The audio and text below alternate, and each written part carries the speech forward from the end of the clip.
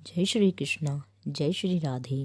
प्रेत कहने लगा कि हे पथिक, मैं इस समय तुम्हारे पास जो यह गंगा जल है उसे मांगता हूँ, क्योंकि मैंने इस गंगा जल का बड़ा महात्म्य सुना है। मैंने इस पर्वत पर गंगा जल का बड़ा अद्भुत आश्चर्य देखा था, इसलिए यह जल मांगता हूँ। मैं प्रेत योनि में अत्यंत दुखी हूँ। एक ब्राह्मण अनाधिकारी को यज्ञ कराकर ब्रह्म राक्षस हो गया। वह हमारे साथ 8 वर्ष तक रहा। उसके पुत्र ने उसकी अस्थियों को इकट्ठा करके गंगा में कनखल स्थान में गिरवा दिया। उसी समय वह राक्षसत्व त्याग कर सदगति को प्राप्त हुआ। मैंने प्रत्यक्ष देखा है, इसलिए मैंने तुमसे प्रार्थना की है। मैंने पहले जन्म में तीर्थ स्थानों में बड़े बड़े दान लिए थे और उनका प्रायश्चित नहीं किया। इसी से मैं हजारों वर्ष तक इस प्रेत योनि, जिसमें अन्न और जल मिलना अति दुर्लभ है, दुख पा रहा हूँ। इस योनि में मुझको हजारों वर्ष बीत गए। इस समय आप जल देकर मेरे प्राणों को, जो कि कंठ तक आ गए हैं, बचाइए। कुष्ठ आदि रोग से भी मनुष्य प्राणों को त्याग करने की इच्छा नहीं करता। देवदूती कहने लगे कि ऐसे उस प्रेत के वचन सुनकर वह ब्राह्मण बड़ा विस्मित हुआ और वह अपने मन में विचारने लगा कि संसार में पाप और पुण्य के फल अवश्य ही भोगने पड़ते हैं।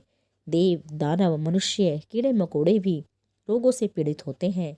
बाल तथा वृद्धों को मरण, अंधा तथा कुबड़ापन, ऐश्वर्य, दरिद्रता, पांडित्य तथा मूर्खता सब कर्मों से ही होता है। इस कर्म भूमि में जिन्होंने न्याय से धन इकट्ठा किया है वही धन्य है। यह सुनकर प्रेत गदगद वाणी में बोला, हे पथिक, मैं जानता हूँ आप सर्वज्ञ हैं। आप मुझको जीवन का आधार जल इस प्रकार दो जैसे मेघ चातक को दे देता है। तब पथिक कहने लगा कि हे प्रेत, मेरे माता पिता भृगु क्षेत्र में बैठे हैं। मैं उन्हीं के लिए जल लाया हूँ। अब बीच में तुमने गंगा के संगम का जल मांग लिया। अब मैं इसी धर्म संदेह में पड़ गया कि क्या कांड वस्तु में यज्ञों को इतना नहीं मानता जितना प्राण रक्षा को मानता हूँ। इसीलिए प्रेत को जल देकर तृप्त करके माता पिता के लिए फिर जल लाऊंगा। लोमश जी कहने लगे कि इस प्रकार उस पथिक ने गंगा यमुना के संगम का जल उस प्रेत को दे दिया। उस प्रेत ने प्रीतिपूर्वक जल को पिया।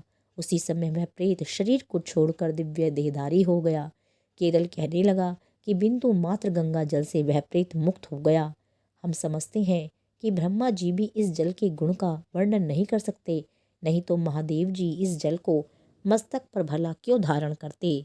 इस संसार में जो मनुष्य काया, वाचा और मनसा के पापों से रंग गए हैं, वह गंगा जल के बिना नहीं घुलते।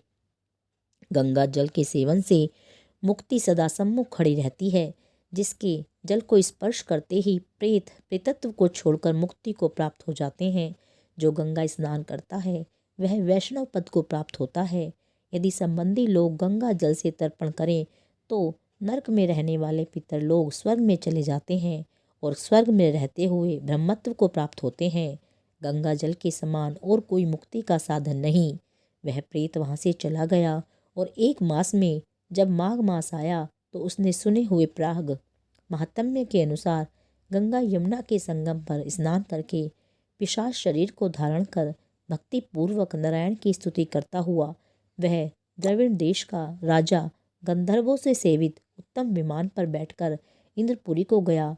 सो हे द्विज, यह इतिहास पापों का जल्दी ही नाश करता है।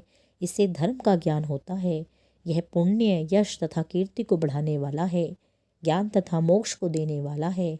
तुम भी सद्गति पाने के लिए प्रयाग चलो।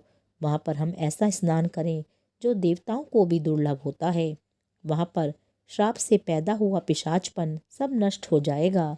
इस प्रकार लोमश जी के मुख से अमृत में मधुर कथा को सुनकर मानो अमृत पीकर सब प्रसन्न हुए और पाप रूपी समुद्र से पार हुए।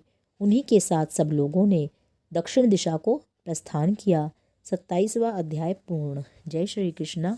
जय श्री राधे।